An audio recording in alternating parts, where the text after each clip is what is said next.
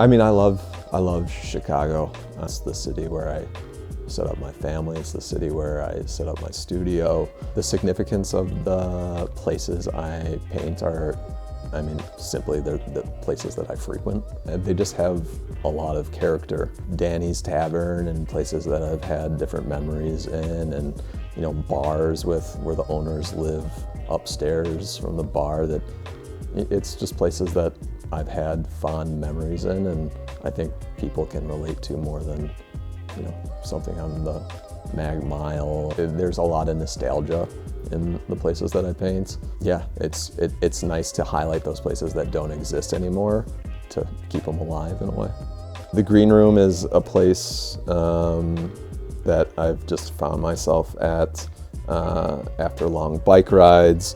I mean, it's just a good, unassuming bar, and even though a lot of stuff has moved into that neighborhood, it's still kicking, and the Green Room is just kind of a old nostalgic slice of Chicago. This is Phyllis's musical inn. Definitely an artist's hangout, about as divey as a dive bar can kind of get. You know, it reminds me of a night out with my wife. We went to Phyllis's, and then this big snowstorm rolled in. This place just reminds me of a great night. I try to throw up different graffiti writers. It goes back to those early days of my deep admiration for writers in the city. I love finding little Easter eggs in work, and I think a lot of artists can relate whenever you're at a show and you see the guy looking like really up close at work. That's probably another artist that's trying to understand how that piece was created, or you know, or they're looking at details that they didn't see from afar.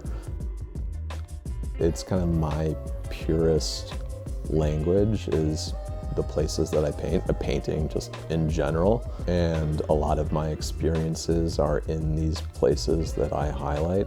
So I hope that people take away, maybe they feel a little bit of my experience in these paintings, and they go check them out themselves.